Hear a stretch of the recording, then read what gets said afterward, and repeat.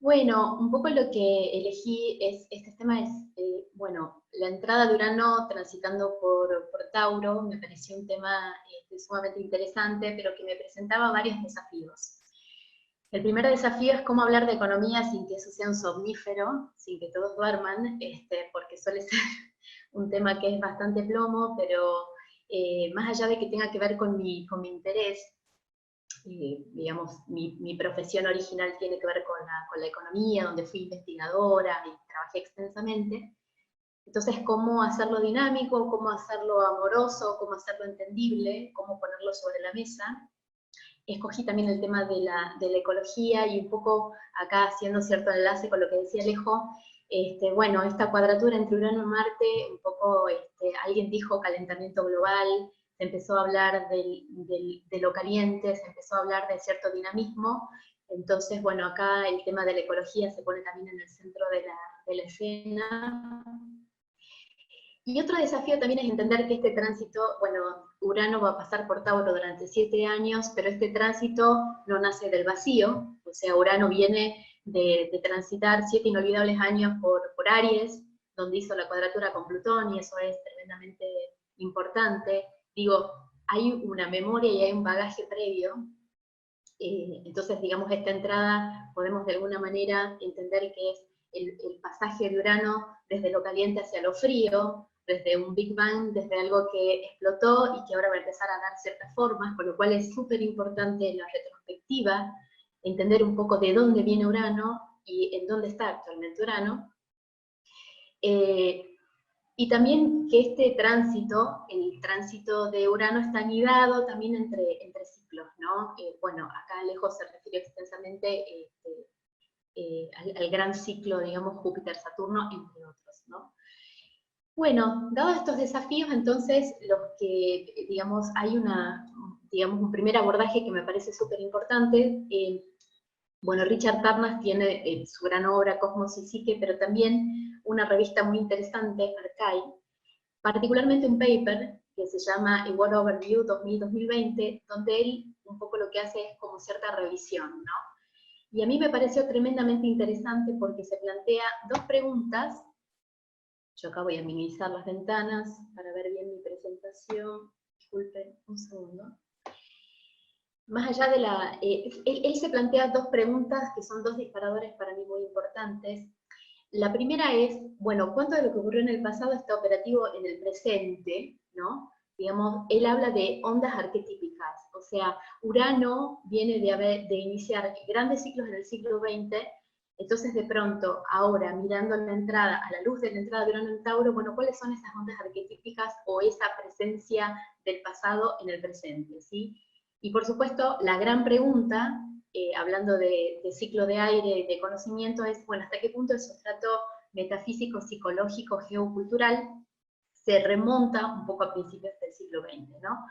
Y acá, en la mirada de Tarnas, este paper lo hizo creo que en el 2010, antes de que se armaran las cuadraturas entre Urano y Plutón, y de pronto es muy impactante este paper, teniendo en cuenta que él lo escribió en el 2010, porque de pronto la forma, la lectura que él hizo de estos tiempos, digamos, hoy 2020 es una visión bastante ajustada a lo que realmente pasó, ¿no? Entonces él un poco dice, en esos momentos de la cuadratura entre Urano y Plutón, que tenía un color de década del 30 y década del 60. Entonces, un poco lo que yo les voy a proponer es este pasaje retrospectivo para poner en contexto la entrada de Urano en el signo de Tauro.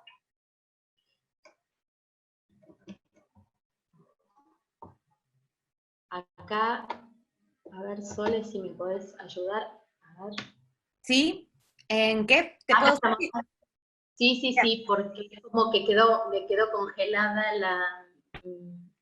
congelada la ponencia, ahí estamos. Bueno, Urano viene de armar dos ciclos importantes, como ya sabemos, viene de armar una conjunción con Plutón y una conjunción con Neptuno. La conjunción que armó con Plutón en los 60, ¿no? En el signo de Virgo, tuvo que ver, bueno, no me voy a extender mucho en lo que arquetípicamente implica Urano y Plutón, ¿no? en la mirada de Tarnas, bueno, eso es súper interesante. Urano tiene que ver con este impulso prometeico y Plutón con esas fuerzas dionisíacas, con el despertar de la naturaleza. Un poco estas energías transpersonales se unen en conjunción y arman un gran ciclo, ¿no? Posteriormente, después en los 80, Urano arma una conjunción con Neptuno.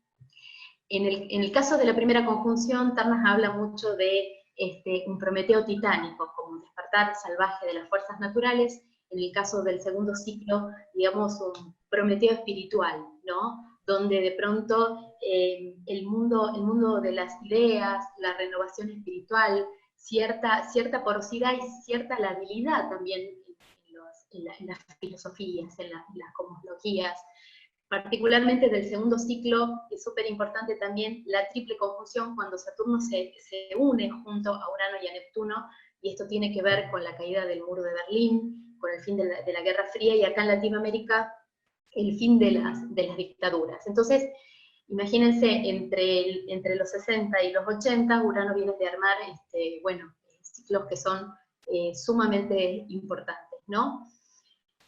Bueno, el primer ciclo, se habló un montón del ciclo Urano-Plutón, hay textos y entradas súper interesantes, pero tiene que ver con un contexto de mucha agitación social, de emancipación de minorías, tiene que ver también con las revoluciones sexuales.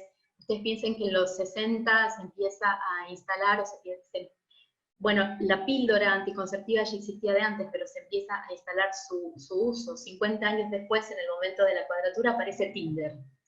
O sea que, si hablamos de la revolución sexual, de la píldora Tinder sin escalas, es un ciclo súper agitado, pero un poco, bueno, yo les propuse hablar también de ecología. Y es súper interesante ese ciclo Urano-Plutón, porque hay dos eventos que de alguna manera caracterizan, ¿no?, esta entrada.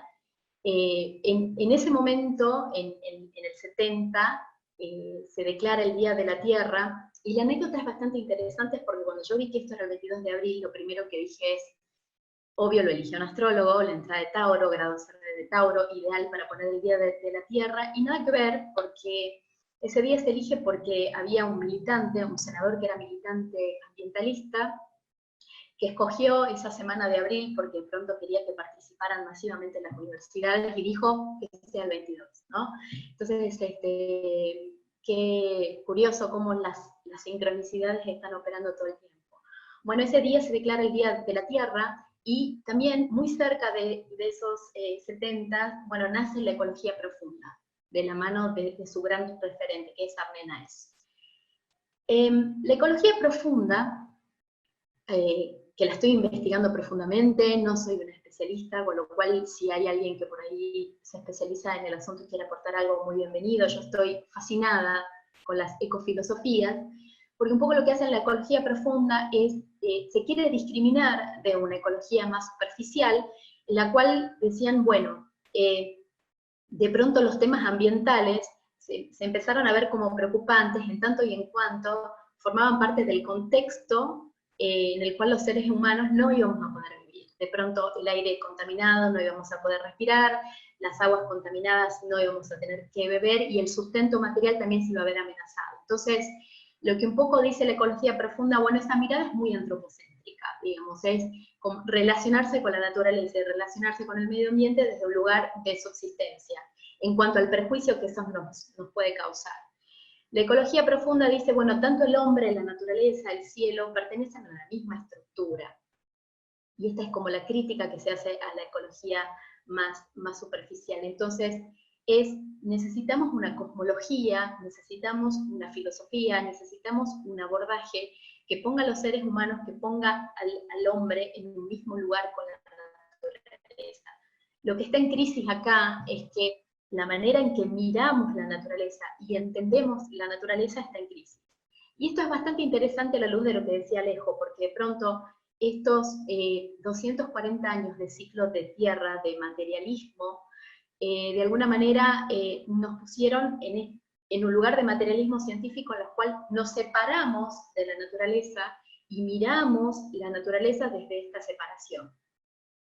Un poco lo que, digamos, el paradigma que empieza a abrirse acá es un paradigma participativo que es sumamente interesante a la luz de la ecología profunda, que lo que dice es, bueno, necesitamos una cosmología, una filosofía que empiece como a ser el hilo conductor de todo esto. La ciencia puede explicar muchas cosas, pero no es dadora de sentido.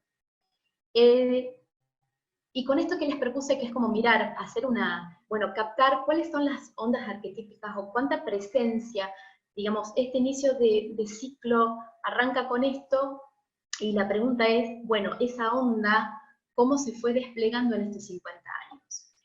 Bueno, y acá hay algunos datos que, aunque suenen anecdóticos, me parece que son muy representativos, como por ejemplo, Naciones Unidas declara el Día de la Tierra, o sea, lo instituye como un día de importancia a nivel global, declaran al 2009, que es el momento de la entrada de Plutón a Capricornio, como el día ya no de la Tierra, sino el día de la Madre Tierra. Y esto es muy interesante porque acá, recuerden que este era un ciclo Urano-Plutón, el arquetipo plutoniano empieza a aparecer acá como el entendimiento del aspecto femenino de lo plutoniano. Hay una conversación entre Nick Campion y Lee Green que hablan de Plutón, y es muy interesante, donde Lee Green se explaya en este aspecto femenino arquetipal de Plutón. Habla concretamente Lee Green habla de las furias, cómo estas fuerzas naturales son dadoras de vida, dadoras de sustento, pero también son fuerzas que cuando uno las desatiende comienzan a mostrar su lado furioso, las furias griegas, ¿no? Súper interesante y se los recomiendo un montón. Bueno, literal, 50 años después, y esto es muy cambio de milenio, empieza a verificarse un desencadenamiento profundo de las fuerzas de los elementales de la naturaleza, en forma de terremotos, de huracanes, de erupciones. Recuerdan el accidente de Fukushima, ¿no? Que fue el accidente nuclear de Fukushima, que fue tremendo también.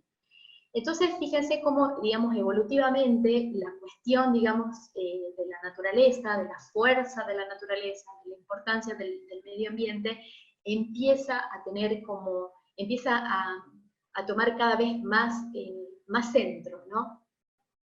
Hace poco, encontré algo en redes que no es un capítulo de Black Mirror, ni es una distopía que se puede ver en Netflix. Yo pensé que era una joda hasta que me puse a investigar. Bueno, TransLink es la red de transporte público de Canadá. Ellos están encarando una reforma y una modernización del sistema de transporte en vista al 2050, ¿no? Y para eso lanzaron una encuesta a sus usuarios, donde comienzan un poco a recoger o a relevar dónde estaba el interés de los usuarios, cuáles son los aspectos a mejorar, etc. Lo que plantean es lo siguiente: hacia el 2050 es un hecho que el nivel de los mares y de los océanos va a ascender. O sea, vamos a estar mucho más tapados de agua de lo que estamos actualmente. Hay ciertas consecuencias en cuanto al clima que tienen efectos irreversibles. Entonces, ellos toman como dato esto, o sea, el nivel de los mares va a ascender. Y le preguntan a los usuarios en Canadá, si tenemos que pensar en la política pública, ustedes, digamos, la política pública de transporte y de infraestructura, ¿ustedes qué prefieren? ¿Que nos dediquemos de pronto a construir diques para contener el agua o que empecemos a desarrollar un sistema de transporte bajo el agua? O sea, ya Canadá, Vancouver, está como empezando a pensar esto, bueno, quizás una red de subte que vaya debajo del agua, o un transporte, digamos, que empiece como a tomar en cuenta esto de que el nivel del mar va a empezar a ascender. Bueno, de alguna manera, esto de empezar a captar en qué lugar estamos, sin duda alguna, el tema climático está teniendo como un lugar sumamente central.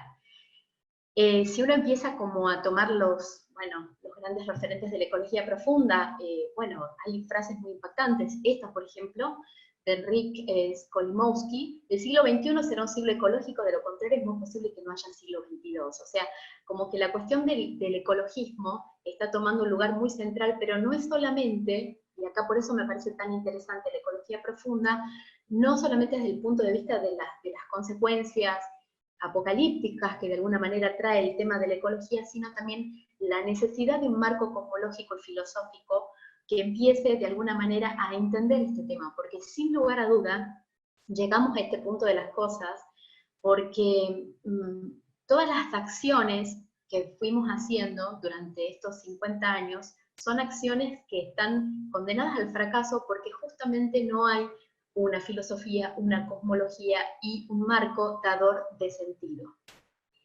Y otra vez, esta transición de un gran ciclo, me refiero al de Júpiter-Saturno que muy bien detalló Alejo, venimos de 200 años de materialismo, estamos encarando una gran mutación hacia el elemental aire, con lo cual este énfasis, ¿no?, de marcos conceptuales, de sociedades de conocimiento y de pensamientos que de alguna manera empiecen a darle un contexto mucho más claro a todos estos desastres ecológicos, ¿sí? Bueno, hasta acá, un poco yo fui tomando ciertos extractos de lo que es el ciclo Urano-Plutón, con cierto énfasis en la cuestión ecológica, y les decía que el siguiente ciclo, digamos, el siguiente ciclo que arma Urano es junto con Neptuno, el Prometeo espiritual, que tiene que ver de alguna manera con, bueno, con la posmodernidad, tiene que ver también con, digamos, que tiene como talento que los marcos espirituales y filosóficos comenzaron a hacerse mucho más amplios y resonantes, pero también empezaron a mostrar muchísima la habilidad, de alguna manera, lo que ya estaba establecido, ¿no? En este ciclo, la entrada de Saturno, cuando hace la triple conjunción con ambas energías, les comentaba yo de que tiene que ver con la caída del muro de Berlín, tiene que ver también, de alguna manera, con el fin de la Guerra Fría, con manifestaciones que fueron muy representativas, ¿no? Pero hay un pensador, mejor dicho un politólogo más que un pensador, que me parece muy interesante, a pesar que no coincido mucho con su mundo de ideas, pero que pinta muy bien a este ciclo.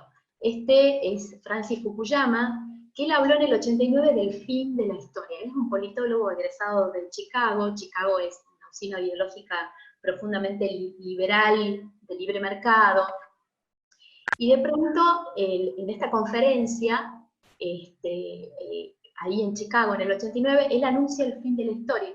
Y lo que dice, bueno, digamos, sobre los escombros de los totalitarismos de izquierda y de derecha, las caídas de las dictaduras, una agonizante Unión Soviética, él dice, bueno, la democracia liberal y el libre mercado se levantan como única aspiración política razonable. O sea, él dice, bueno, democracia liberal y libre mercado, llegamos, como dirían los economistas, al óptimo optimorum, no hay nada más.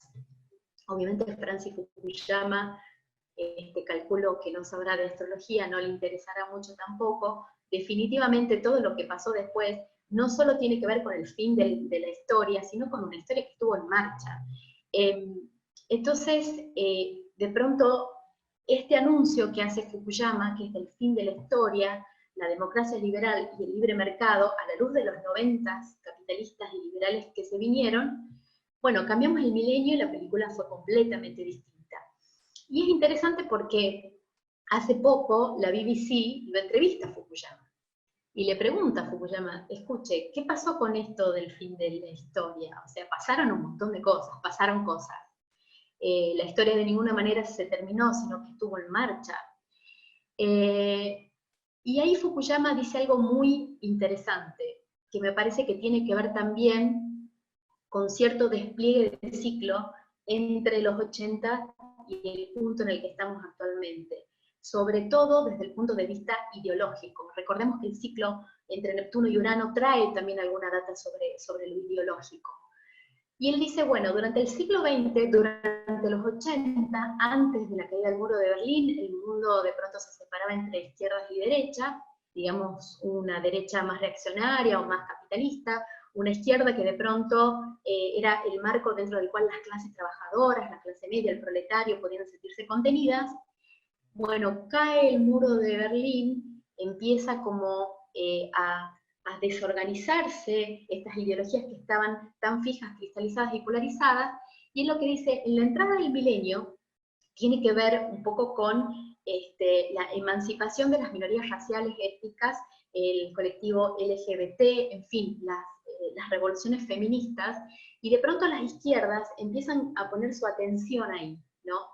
Hay una suerte de mutación, por decirlo de alguna manera, de las izquierdas que están ocupadas, preocupadas y abocadas al tema de la clase trabajadora, que empieza de pronto a poner el enfoque en las minorías, estas que mencionó anteriormente.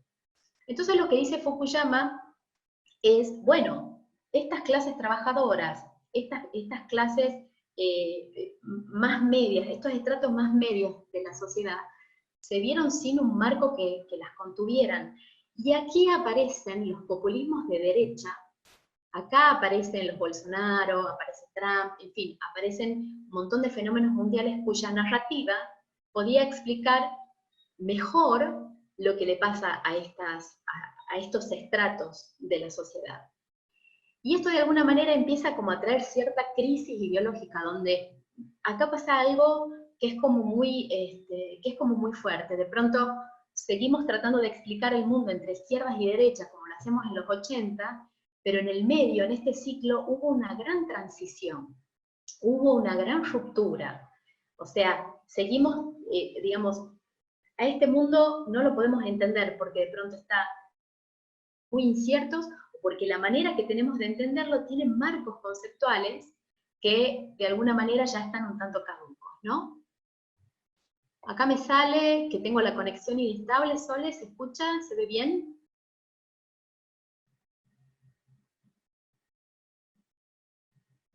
Hola, hola. Sí, sí, se escucha muy bien, se ve bien. Bien, perfecto, porque me salió un cartel de conexión inestable.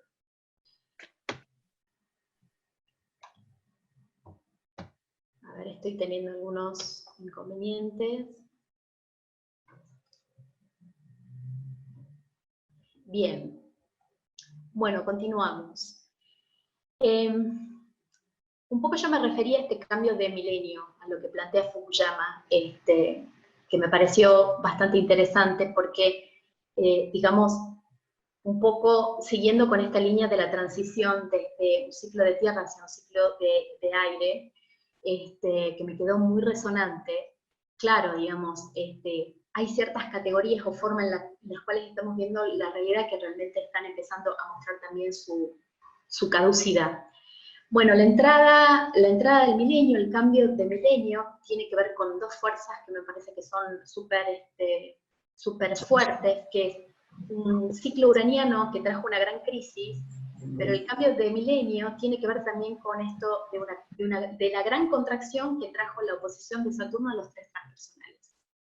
Entonces, hay algo de este cambio de milenio que me parece que es como muy interesante, que es que todas las iniciativas políticas se vieron obstruidas por fuerzas conservadoras y de extrema derecha. Ayer leía una entrevista que le hicieron a un cocinero español llamado Ferran Adrià, a quien no conozco, y él dijo la siguiente frase en esta entrevista: innovar es contradecirse, pero gestionar no puede serlo.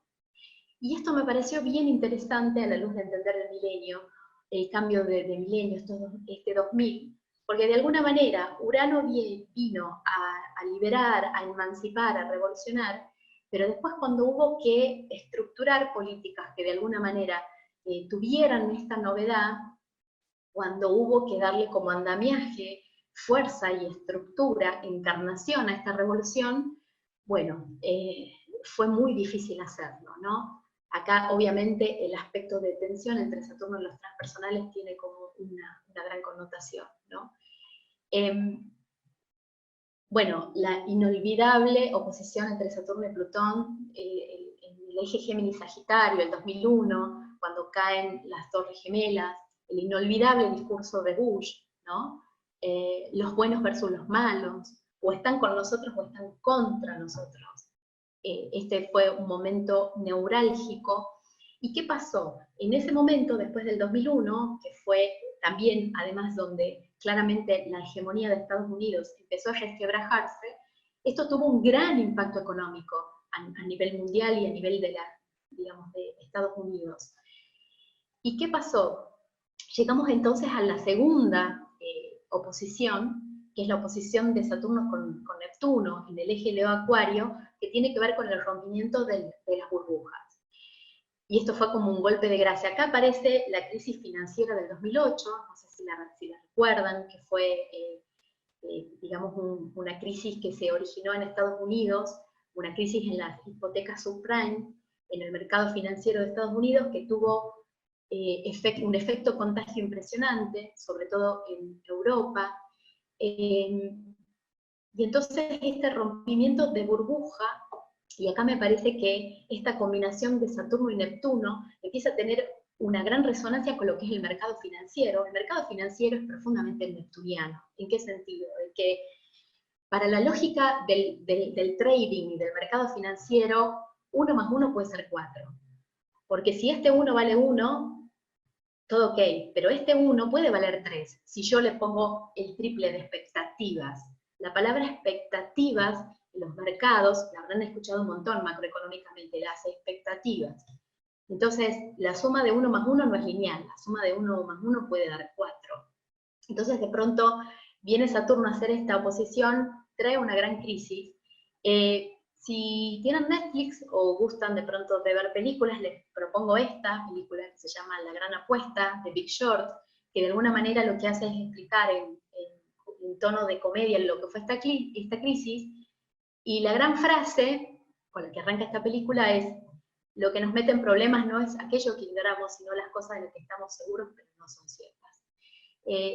Díganme si no hay algo más neptuniano que este approach, ¿no? Que empieza a darnos un color muy, muy de la crisis. ¿De qué estábamos seguros antes del 2008, antes de esta crisis financiera? Y ya no. Y yo acá voy a citar a un economista, John Maynard Keynes, de 1930, ¿se acuerdan? La gran crisis del 30. Y uno dice, bueno, después de esta gran depresión de los 30, seguramente no vamos a ser capaces de volver a replicar la misma dinámica. Bueno, sí, vino el 2008 y replicamos la misma dinámica, ¿no? Y él decía que básicamente tiene que ver con apalancamiento de consumo, tiene que ver con consumir, el ímpetu de querer consumir mucho más allá de lo que podemos, hace que nos endeudemos, y estos endeudamientos terminan provocando una gran crisis. Esto es un poco lo que pasó muy sucintamente desde ya en la crisis del 30, y lo que de alguna manera empezó a poner en crisis en ese 2006-2007, y que terminó con una crisis en el 2008. Lo que dijo Keynes en ese 30 era, bueno, cuando el desarrollo del capital de un país lo convertimos en una actividad de casino, cuando empezamos a jugar a la ruleta, definitivamente las cosas no van a terminar bien. Bueno, pasó en el 2008 y esto trajo como un gran efecto macroeconómico. La tormenta perfecta viene después, en el 2007-2012, con la T cuadrada, entre, digamos, Saturno, Urano y Plutón, que obviamente que esto también lo que hizo fue retroalimentar la crisis que le comenté anteriormente, y esta es la parte donde el paper de Richard Ternant se pone muy interesante, porque él lo que anunciaba al momento de escribir este paper, creo que fue el 2010, una crisis que tiene que ver con la muerte del ego civilizatorio, ¿no? No sé si ustedes recuerdan, esto parece deportes en el recuerdo, pero bueno, es necesaria esta retrospectiva, al menos para mí, que en ese 2012 se hablaba de que, creo que desde la cosmovisión maya, el calendario maya anunciaba de que se iba a terminar la humanidad, y empezó como a circular, ese 2012 fue tremendo, porque empezó a circular un montón de data del fin del mundo, ¿no? Más allá de lo anecdótico, y que volver a ese 2012, volver a esas profecías tan apocalípticas, empieza a resonar un montón con este clima, que era un clima de muerte del ego civilizatorio, como de fuerte fin de ciclo, ¿no? Por ahí esto no me voy a explayar tanto, pero de pronto hay dos crisis que me parece que son sumamente interesantes, hay dos antecedentes que traen esta triple conjunción entre Saturno, Urano y Plutón. Una es la Gran Depresión de 1873, y otra es la Gran Depresión de 1930. Y fíjense algo bastante interesante, porque acá nos estamos acercando a a la instancia taurina, ¿no? O a resignificar el símbolo de Tauro, que trae mucho la energía de tierra, la energía de la materia. Fíjense estas dos crisis, ¿no? Que se desataron con esta triple conjunción. En el primer caso, en la Gran Depresión, digamos, post-revolución industrial, y bueno, Inglaterra estaba sumamente tecnificada, había una gran innovación tecnológica y hubo un exceso de producción. Se empezó a producir de tal manera que después no se pudo absorber y colocar esos productos. Eso trajo, obviamente, una depresión en los valores, en los precios y una caída. Esto tiene que ver también con un periodo de fin de supremacía británica, ¿no? Digo, desde lo geopolítico, esto también hizo un giro, hizo un quiebre. Y la crisis del 30 es contraria. La década del 20 tuvo que ver con una gran expansión del consumo, la gente se empezó a endeudar, y esto trajo un importante colapso, porque por supuesto estaba toda la economía súper endeudada. En ese momento empiezan a aparecer, no solamente el caldo de cultivo para la Segunda Guerra Mundial, sino que empiezan a aparecer los movimientos fascistas. Acá empieza a aparecer Hitler. Y esta década, o sea, entre la Gran Depresión del 30 y la Segunda Guerra Mundial, es la transición de Urano de Aries hacia Tauro. Entonces, digamos, me pareció muy interesante entender que cuando producimos y generamos mucho más de lo que podemos, de lo que necesitamos, se empieza a generar una crisis, pero también cuando consumimos muchísimo más de lo que se puede producir, esto también tiene que ver con un estadio de colapso, ni siquiera de colapso, de depresión, literal, ¿no? Digamos, esto es como para empezar a resignificar y a entender que el mundo de la materia se empieza a mover desde el punto de vista macroeconómico con dos fuerzas: la fuerza de la oferta, la fuerza de la demanda, la fuerza de lo que produce y la fuerza de lo que absorbe, ¿no?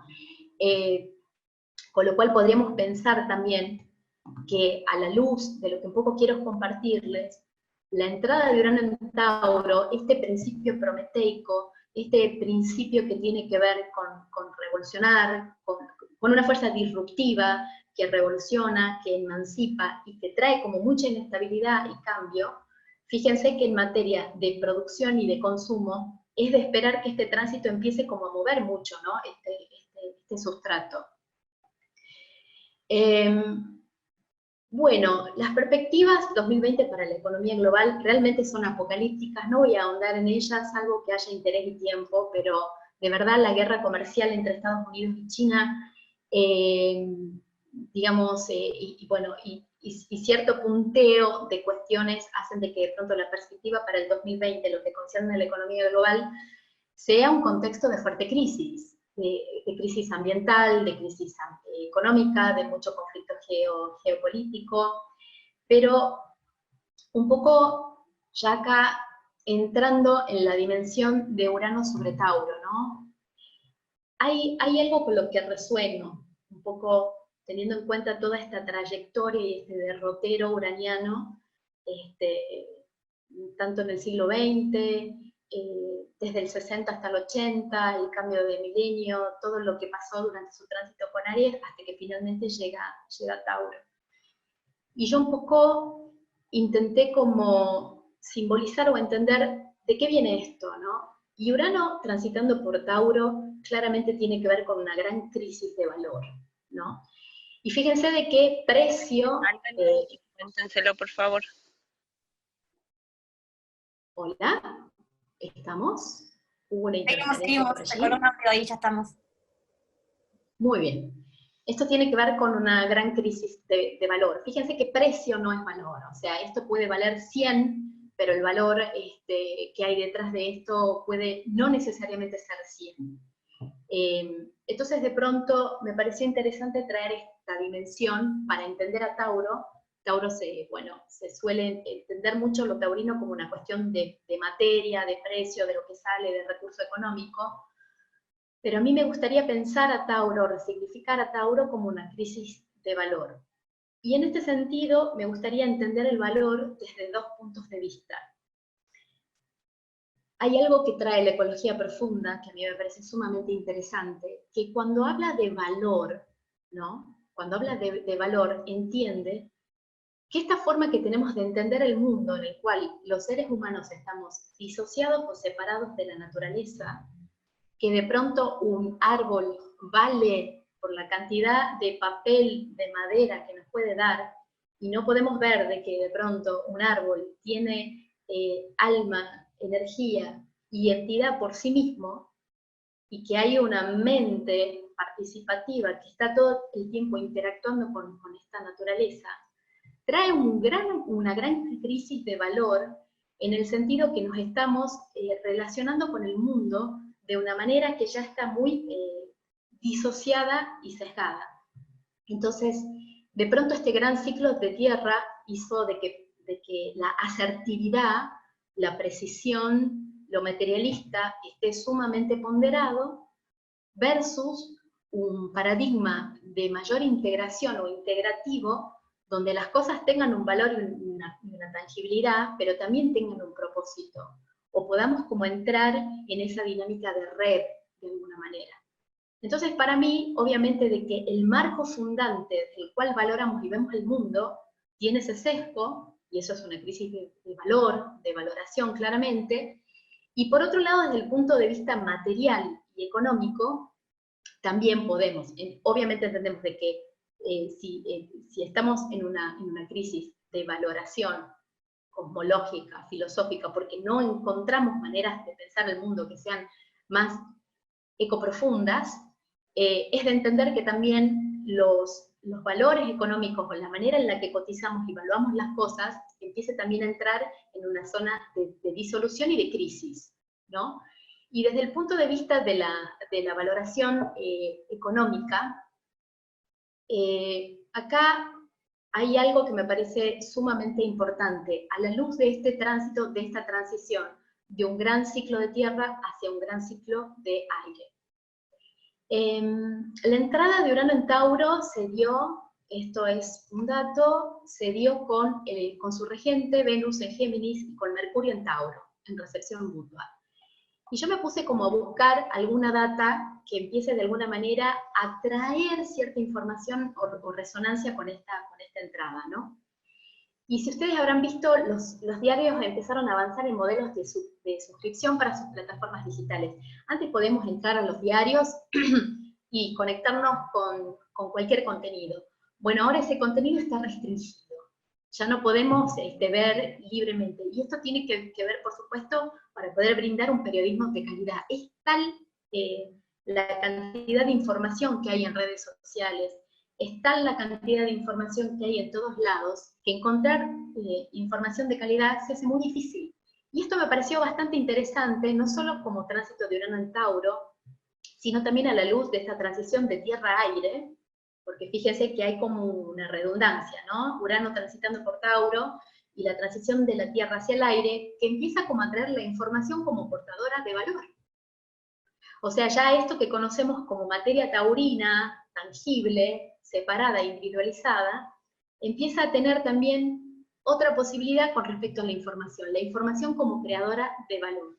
Y esto claramente, en el caso de los principales diarios, New York Times, etcétera, digamos, portales, ya hay modelos de suscripción en los cuales uno tiene que pagar un dinero para poder ver los contenidos, o para poder leer a ciertos columnistas. No sé si les pasa a ustedes, yo tengo columnistas que me gustan un montón, para poder conectar con lo que este tipo quiere decir, bueno, hay que pagar una suscripción. Otra de las cuestiones de la que se habló mucho es de las criptomonedas, o digamos, las monedas digitales. Y acá, a mí me pasó lo siguiente: entiendo que la criptomoneda o el criptoactivo sea la forma más literal de poder ver un tránsito de Urano en Tauro, y de hecho está siendo sumamente importante esto, ¿no? Pero también me gustaría empezar como a ponerlo un poco blanco sobre negro, toda esta cuestión de los criptoactivos y de las criptomonedas. Y en ese sentido les recomiendo muchísimo un paper de Néstor Echarte, que es lo que, para entender el tránsito de Urano en Tauro, él toma las conjunciones que Urano va a hacer con Mercurio y su proyección sobre la economía mundial. Es un paper bastante interesante, porque él, bueno, toma esas conjunciones, lo que dice, bueno, Mercurio es la mente ordinaria, Urano de pronto tiene que ver con las octavas superiores de Urano, o sea, como que hay una suerte de similitud. El armado de este ciclo, de estas conjunciones sobre la energía de Tauro, empieza a traer ciertos ciclos. Y cierto impacto en lo económico, por supuesto. Él marca esto que están en rojo acá, que son los ciclos que Urano y Mercurio van a hacer en Tauro en el 2024 y en el 2025. Esto está, hablando de estrellas fijas, en conjunción con la estrella Algol, que de pronto para la astrología tradicional tiene unas consecuencias bastante duras. Y en la mirada de Charte, lo que él dice, bueno, que este tema de las criptomonedas o de los criptoactivos va a terminar de destapar cierta cuestión más espuria o más de engaño, por decirlo de alguna manera, ¿no? La verdad que con el tema de las criptomonedas está todo como es bastante polémico, por decirlo de alguna manera, porque de pronto son activos que no están regulados de ninguna manera, que están también la posibilidad de lavado de activos, lavado de dinero a través de la criptomoneda puede ser también una expresión, tienen un componente de alto riesgo, pero a su vez es, digamos, la arquitectura financiera del Bitcoin es bastante interesante. Entonces, a mí lo que me pasa con esto es que a la luz de lo que vimos, Urano, los tránsitos uranianos, vienen a desestabilizar muchísimo esto. Y para mí no es tan lineal o tan literal como que el tránsito de Urano en Tauro va a hacer crecer estos activos, sino posiblemente los ponga en crisis. Y en este sentido comparto cierta mirada de Néstor Echarte, que de alguna manera dice, bueno, con respecto a las criptomonedas, con respecto a los activos financieros y estos híbridos, bueno, hay algo que lo va a empezar a poner en crisis, ¿no? Entonces, de pronto, el contexto del tránsito de Urano en Tauro, como para ir sintetizando, para mí trae a la luz también de la transición del ciclo de tierra hacia aire, bueno, la información como portadora de valor es como toda una novedad de este ciclo. Estamos como mutando hacia sociedades de conocimiento, donde la información y lo que sabemos va a tener un gran valor agregado, y esto es bastante lógico desde el punto de vista económico, porque estamos en una situación, estamos saturados de información, fake news, información espuria, entonces de pronto, bueno, a través de la suscripción, es una manera de señalizar, y una manera, digamos, de discriminarse de todo este mar confuso de información. Desde el punto de vista de los criptoactivos o criptomonedas, hay que estar muy atentos, porque esto no es tan lineal como, bueno, se van a empezar a usar y van a empezar a proliferar. Posiblemente empiecen a mostrar su lado más complejo, o tengamos en cuenta de que el mundo está yendo estamos yendo hacia un mundo proteccionista, conservador y cerrado. Esto es muy el ciclo Saturno-Plutón.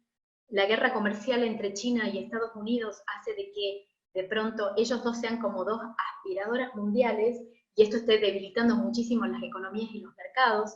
Ahí, por eso yo pongo un signo de pregunta con respecto a los criptoactivos.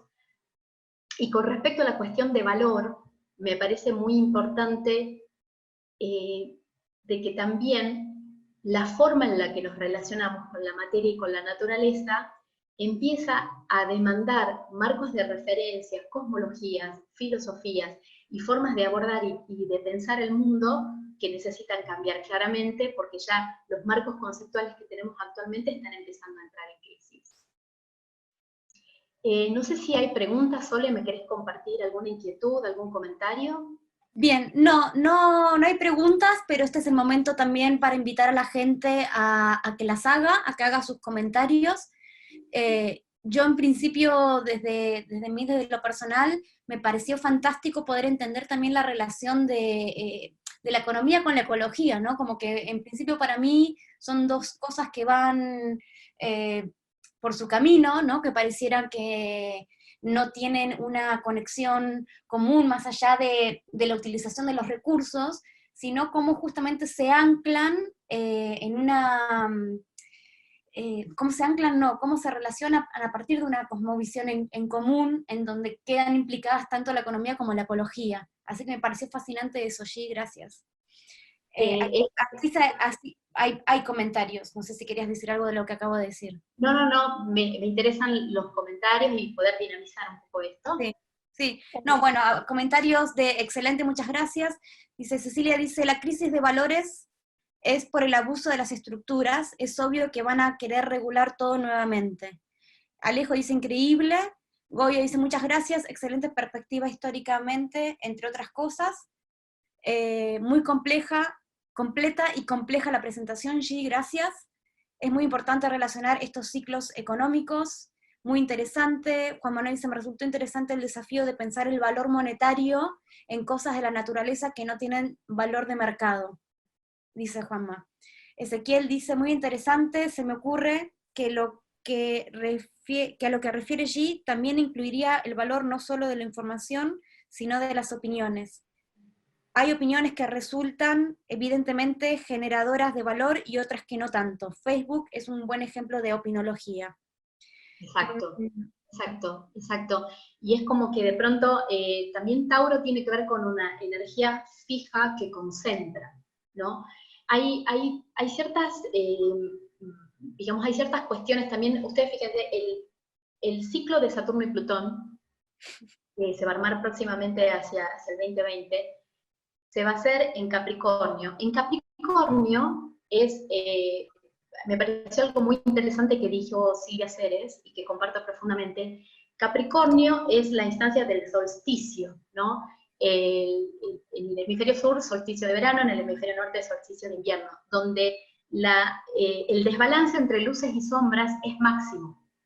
Fíjense que el inicio del ciclo Saturno-Plutón, que es un ciclo que ya tiene características de las cuales se referirán mis compañeros, se han referido y se referirán, tiene que ver con un ciclo de fuerte contracción y tensión que se va a hacer en un espacio energético que ya trae una data de desigualdad entre luces y sombras, ¿no? Que si ese símbolo lo extrapolamos a lo que estamos viviendo actualmente, geopolíticamente y económicamente, los temas de la desigualdad de ingreso, de la desigualdad social y de la desigualdad económica, sobre todo con esta guerra comercial que hay entre Estados Unidos y China, que no me explayé por una cuestión de tiempo, pero si les interesa podemos generar otro espacio de conversación para hablar un poco de esto. Digo, de que ya el mundo está mostrando, por un lado, mucha concentración y por otro lado, mucha polarización. Como que son energías también, o instancias de ciclo que se están armando concretamente en Tauro y en Capricornio, que traen fuerte desigualdad entre luces y sombras, fuertes contrastes, y en el caso de Urano el tema de la concentración, como buena energía fija. Hay otro tema también, hacia el 2021/2022, el eje nodal va a pasar a Tauro-Escorpio. Bueno, digamos, ese cambio de eje nodal va a encontrar a Urano, con lo cual sería bastante interesante, o me parece muy importante, empezar a hacer un seguimiento, porque de pronto de este cuadrito que tienen acá en pantalla de chart, bueno, ya pasó mayo del 2009, pero tenemos mayo del 2020, mayo del 2021, abril del 2022, estos son momentos donde el eje nodal va a estar en Tauro-Escorpio, donde va a encontrar a Urano. Hay que ver, digamos, cuáles son los sucesos que se van desencadenando también, ¿no? A mí me parece de que en esto que comentaba el tema de la información, también Tauro tiene que ver mucho con la nutrición. Entonces, ¿hasta qué punto realmente ciertas informaciones nos están nutriendo o nos están contaminando? Digamos, acá, en cuanto a la calidad de la información y empezar digamos, a detectar el valor en algo tan intangible como la información, me parece también que es una nota muy importante de este ciclo. Fíjense que el regente de Tauro es Venus y la Luna es donde encuentra exaltación, también en Tauro, ¿no? Entonces fíjense que si uno resignifica Tauro desde el punto de vista macroeconómico, diríamos, Venus es el principio generador, dador de sustento y productivo. Pero la Luna es el principio de absorción, de consumo y que de alguna manera el ser está ligado con el tener, la seguridad material. O sea, ya dentro del espacio taurino hay fuerzas que están arquetípicas, que están en puja. Entonces un poco también es pensar, bueno, cómo el tránsito de Urano va a venir a movilizar estos estratos. O sea, la forma en la que, y esto me parece un insight valioso como para ir cerrando también, es, bueno, en nuestras propias vidas, cómo resignificamos lo taurino. ¿Desde qué lugar estamos viviendo ese espacio-tiempo? Desde la absorción, desde el consumo, desde un ser ligado con el tener, de que nuestra seguridad emocional pasa mucho por la seguridad material, cuánto estamos consumiendo, qué estamos consumiendo, cómo estamos consumiendo, qué información nos estamos morfando, básicamente. Y por el otro lado también, desde el punto de vista productivo, es qué estamos generando, cómo estamos generando, cuán comprometidos estamos con estos procesos de generación de sustancia. Obviamente que, digamos que el nivel alfa, como ese meme de Tauro, donde se ven diferentes instancias del cerebro, cerebrito, cerebro y una explosión cerebral, ocurre cuando de pronto la oferta y cuando el principio de consumo y de absorción encuentra un principio de generación, es decir, cuando hay una coherencia y hay una lógica entre lo que estamos consumiendo, lo que estamos absorbiendo y lo que estamos generando. Si hay algo que rompe esa lógica, y acá empecemos como a sumar, porque esto es en lo individual, imagínense en lo colectivo, bueno, obviamente que hay algo de lo taurino que va a empezar a entrar en crisis también.